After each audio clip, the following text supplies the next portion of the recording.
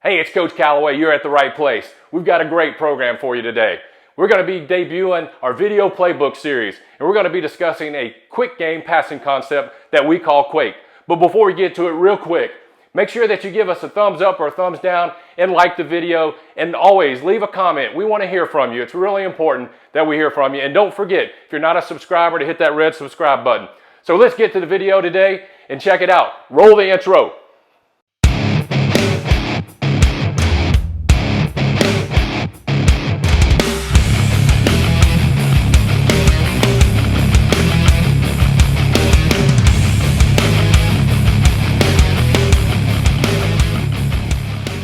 All right, thanks for joining us. This is the Callaway Football Video Playbook Series. In today's video, we're going to discuss a quick game passing concept that we call Quake. Let's start with the formation we're going to use for illustration purposes today. We're going to use our ace formation. In ace, we are lined up in a 2x2 wide receiver set with a single back.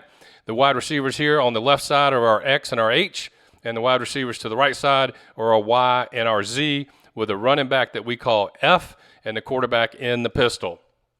So our pass protection on all of our quick game passing concepts, including Quake, of course, is our 90 series. We either got a 90 or 91 pass protection call based on which way we want to slide the offensive line. 90 being an even number, we're going to slide the offensive line to the right. 91 being an odd number, we're going to slide the offensive line to the left. And the running back will line up opposite that protection call and then have pass protection responsibility first and then become a check down second. So over on the graphic over here, you see it illustrated as a 90 series call, which means, again, we're sliding to the right. Now, the running back has responsibility. He's going to have his eyes on the linebacker that would be here, maybe an inside or an odd stack type linebacker, or an outside pressure like a defensive end or a blitz off the corner. So he's responsible for any pressure that penetrates the line of scrimmage in this area right here that I'm highlighting with my mouse, the first threat that shows he would pick up.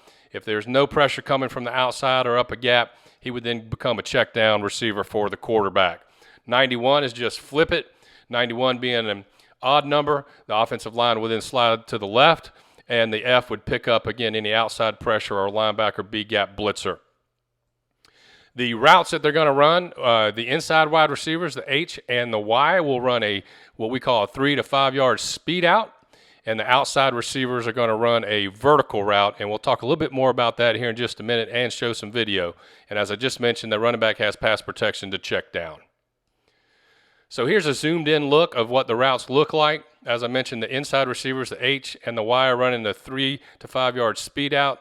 So what you want them to do is you want them to sprint 3 yards and be gaining and accelerating.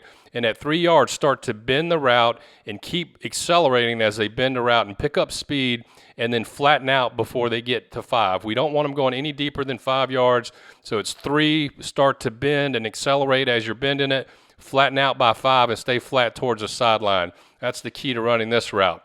The outside receivers, the Z and the X here, are running vertical routes. Now, the coaching point here is you want these outside receivers to get an outside release. So if they've got a cornerback, you can see my mouse here, if they got a cornerback playing man coverage or jam and they're up tight, they still need to win that battle on the line of scrimmage and get an outside release and get down the top of the numbers. Very important that they get that outside release. You don't want the cornerback to have his eyes and head and hips back this way to jam up this out route. So we want him to flip and get vertical and get outside and get deep as possible, as quick as possible. So that's how we run Quake. That's the combo route, a vertical on the outside and a speed out coming into the flats. And again, the running back can have a check down if he doesn't have any pass pressure. So when we do it, we run it on both sides and we give the quarterback the option to make a read. So the quarterback's read is basically a defender key read. He's making a pre-snap read to determine which side of the ball is his best option. You can see the picture that I've got here as illustration. So the pre-snap read here, both the receivers here running Quake to the boundary, and to the wide side of the field, they're running Quake as well. This is an easy pre-snap read right here. You can see our H receiver is really uncovered. He's got great leverage. This linebacker here is giving him plenty of room to work. So the pre-snap read would be, we're covered here, and we're going to hit this speed out right here. And we'll show this on video in just a minute. But the progression on pre-snap is vertical to speed out to check down. So he's going to take a look. He's going to scan the field, see what side is his best option. If he likes his matchup on the vertical, he may just decide pre-snap, I'm going to throw this vertical based on the defense that I see. They've got a single high safety. They can't cover both verticals, obviously, and I like my matchup right here. Or if he sees this type of grass available, he already knows pre-snap that he's probably just going to hit this speed out. So, but we want him to think vertical, speed out, and then check down as his progression, 1, 2, and 3. So let's go take a look at some video. The pre-snap read here for the quarterback is really pretty easy based on this defensive formation. At the top of the screen to the right side of the offensive formation, on the short side of the field, you see the defenders are playing tight over the top of both the receivers. Down at the bottom of the screen or the left side of the offensive formation, take a look here at the linebacker, number 13. He's the hole defender, and he's playing inside leverage off of our H, so the quarterback knows exactly where he's going to go with the ball pre-snap. One of the key coaching points again here is to make sure that your outside receivers get that outside release, that MOR, and carry the cornerback outside, get his head and hips turned to the outside, and then vertical down the field. So let's roll the film here. You'll see the H stays flat at 5 yards. The quarterback delivers the ball on time, and we get a nice 15-yard gain out of this play. Hope you enjoyed that lesson on Quake.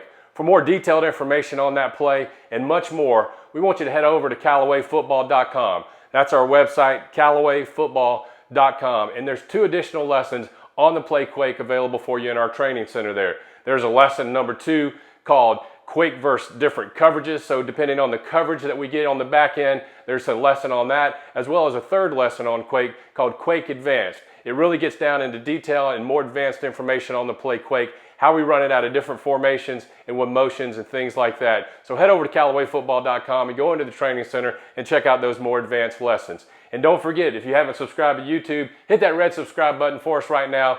Give us a thumbs up or a thumbs down, like the video, and leave a comment. If you'd like to follow us on social media, you can do so on Twitter at CallawayFB. That is our Twitter handle, at CallawayFB, or on Facebook.com/CallawayFootball. Until next time, I hope to see you on the field.